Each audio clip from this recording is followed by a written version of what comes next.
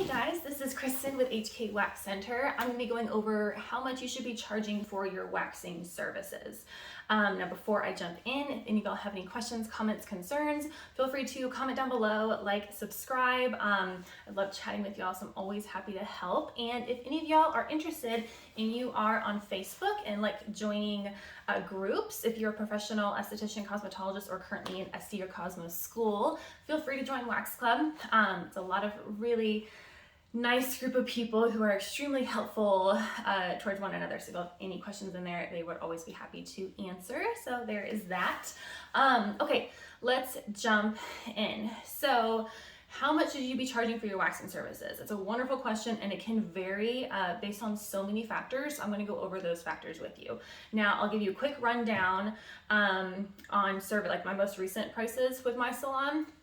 So I'm located in North Austin, Texas.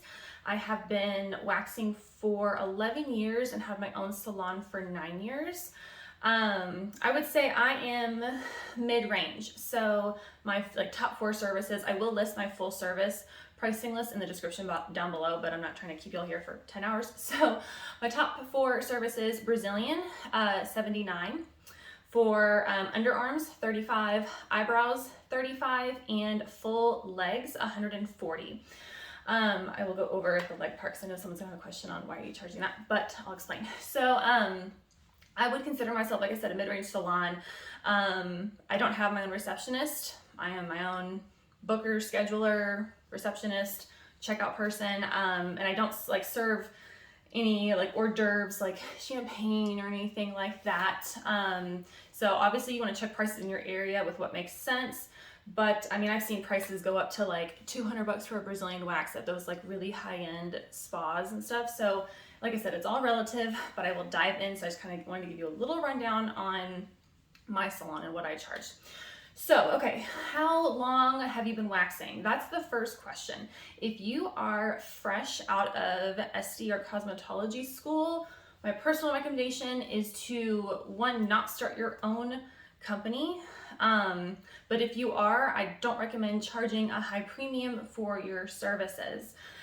This is because there's so many types of different clients that you're going to encounter and experience and discover, and it takes a bit to really hone in your skills on the different types of hair and skin types and body types, and it's going to overwhelm you if you just jump right in out of school, because at least with my experience with school and a lot of people that I've talked to, aesthetic school didn't really teach me anything about waxing, and what they did teach me I discovered was completely incorrect.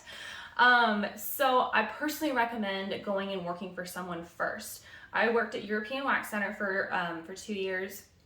I learned so much. And when I finally decided to leave, I felt so confident in my skills that I was comfortable charging the prices that I was charging based on my experience, because there was nothing that I would be nervous to encounter. I know some people like, well, what happens if you do this? If you have questions like that, I wouldn't recommend doing your own business, because you need to be able to answer all those questions and answer them on the spot. If you get stuck in a situation, you need to figure out how to get out of it and how to fix it. So once I got to that point when like I feel like I'm a very good waxer and I'm comfortable and I'm not nervous about anything that might come my way, then I decided to go out on my own. So that's the first thing.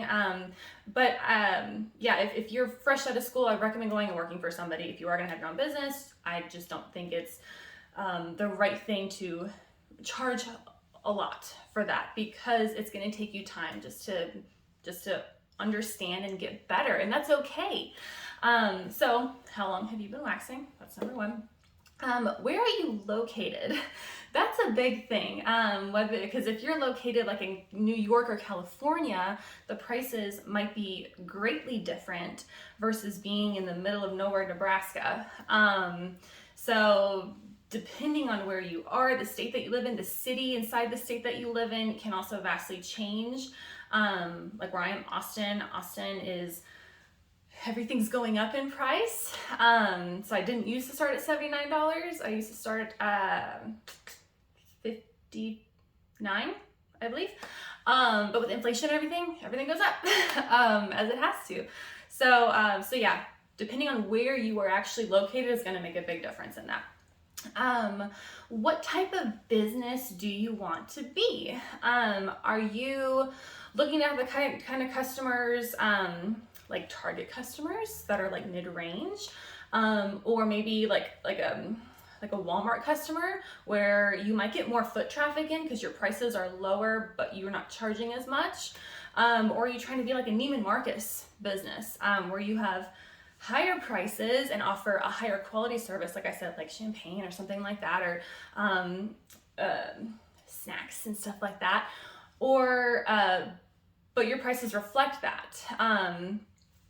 So that's a big question, which also kind of discovers how much skill you have. But depending on your skill, you then have the range to be able to choose what type of business you want to be. Also look around, like what are other salons around you? What is missing in your city? Are there a lot of like budget-friendly salons, or are there a lot of more expensive salons? Because if there's something that's missing, it might be a smart idea to go towards that to get that group of customers. So what type of business do you want to be? What type of products are you going to be using? This is also huge. So if you're using like the cheapest of the cheap waxes, I don't think it's fair to be charging really high prices, even if you are a phenomenal waxer. If you're charging higher prices, I would recommend using a higher quality wax. Like say, like if you're buying some cheap wax from China, you probably don't want to be charging $100 for a Brazilian or $80 for a Brazilian. I just think it's bad karma, frankly, because how would you feel if you went to go get a really nice facial and they were using some skincare that is sold at Walmart? Like that would not make you happy, right? It's the same for your clients. Treat them how you want to be treated. If you are using high quality products, then go for it. If your skill's there, charge what you want. You deserve it because you're giving your clients that experience of high quality products, showing that you care. Again, this is my opinion. All this is my opinion, but I really do feel like what you put out, you get back.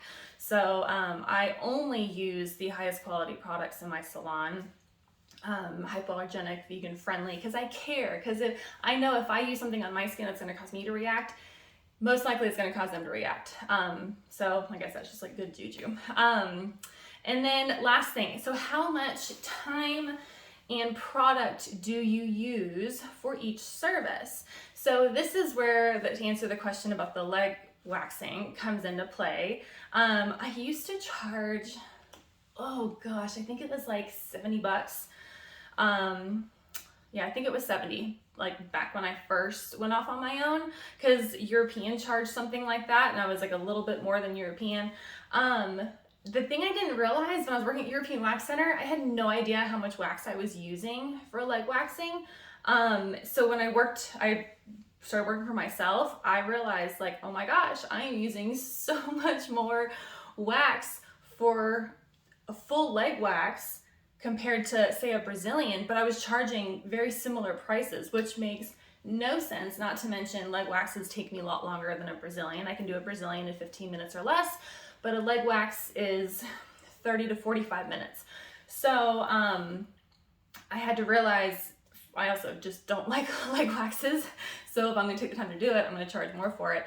But I realized I needed to get better at charging versus how much time it's taking me and how much product I'm using. So I upped my leg waxing prices, thinking no one would book, and surprise, surprise, I had just as many leg waxing bookings that I did when I was only charging 70. So that was kind of a shock. But at least I was getting my money's worth for it. And even though I'm using more product, I'm not coming out of pocket. I'm not losing money because my price now reflects that. Hopefully that makes sense. So yeah, hopefully all of this helps. Like I said, it kind of depends on all these factors. So how long have you been waxing? Where are you located? What kind of business do you want? What type of products are you using? And then last but not least, how much time and product does it take? So like I said, I will have my full list of service prices down below. Obviously you just you know, don't just go off on my prices. You want to check what's around you and everything I just said. But I hope this helps. Any questions, let me know. I'll see you next time. Bye, guys.